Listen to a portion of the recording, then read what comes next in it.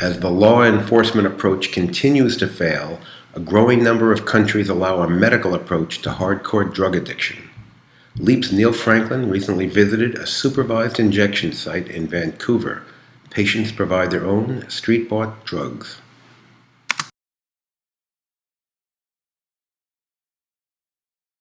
People are injecting in the alleys, they are injecting in the public toilets of this city. Province-wide, we had 38 overdose deaths in 1988, and that went up to like 410, like more than one overdose death per day in this province 10 years later. Insite is part of an effort to bring that curve back down. And what we cater to, our primary group, are the most addicted people in society, concentrated right in this low-income area. People like Pearl, who you'll talk to. Yeah. This incredibly lovely woman who has this incredibly challenging life. She is often poorly housed and in and out of decent housing around here. She's also got family that she's constantly worried about. Yeah. She has all these emotional burdens on her, but she is this incredibly sweet person who is really struggling with her addiction, with the pain of her past, and with the complexities of her present. She doesn't need to be put in jail. She's not a criminal. She's in fact this incredibly strong and vibrant and loving person who needs health care, who needs friendship, and who needs support. She needs access to Insite, and she needs access to Onsite, which is the detox right above Insite. Cleaning a site, you gotta make sure you clean your site so you don't put, stick germs in when you're pushing in your, And in the event of overdose, you get a very quick response from the nursing staff with oxygen, with Narcan, that prevents death, basically. And we have never had an overdose fatality at Insite. Thousands and thousands and thousands of safe injections have been provided here without any fatalities. This place also helps reduce the spread of HIV and hepatitis C, helps reduce soft tissue infections. It does that with clean equipment, safer injection education, with things like running water and soap.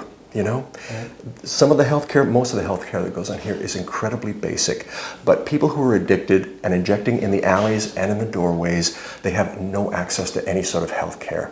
And Insite is part of a program to try and redress that, to bring people who are marginalized out of society, back into the light of healthcare. In 2003, our research group was contracted to conduct an independent arm's-length scientific evaluation of Insite, Vancouver's supervised injection facility.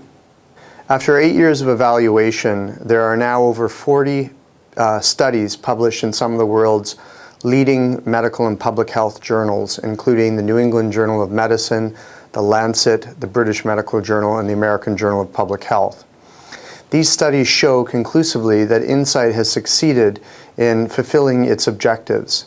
It has been shown to reduce public disorder by reducing the number of people who are injecting in public places. It has also been shown to reduce HIV risk behavior, such as syringe sharing. As well, there has been a greater than 30% increase in the use of detoxification programs, and as well as increased uptake of other forms of addiction treatment. As well, in a study published in The Lancet in 2011, we showed that within 2 years of Insite opening, there was a 35% decline in overdose deaths in the area around Insite. We have also published a number of studies showing that the establishment of Insite did not lead to increases in crime, it did not make drug use patterns in the community worse, and nor has it prompted individuals to initiate injecting by making the conditions for injecting comfortable. Here's what they say is, I'm giving you a chance. You get your ass over to Insite right now and get involved with that. The police know it makes sense. It makes their job easier. The local business associations in Chinatown and in Gastown, before we opened the site, they were like, no, let's not do it. It's going to have a honeypot effect. It's going to be drawing people and users to this area. And it hasn't done that. Right. So in the end, they've actually come forward and said, you know what? This has worked. And I support it. Safe here. I've actually OD'd a couple of times where they saved my life, and thank God I was here, as not in an alley somewhere. Right. About 3 times a day, at least. So that's 3 times a day that you're not out in the street somewhere in some alley. 3-4 times where I'm not outside, where it's just not safe. The cops are around, other people, because I was, it was easy. I was vulnerable. People were taking advantage of it. What about the future? The future. future. What do you see as far as the future For for me, you? the future is there is a detox upstairs, right? And I've been there a couple of times, and each time I go, I pick up something new. There's something changes in my life.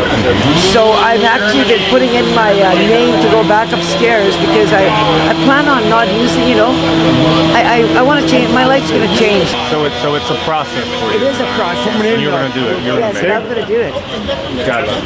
Thank you.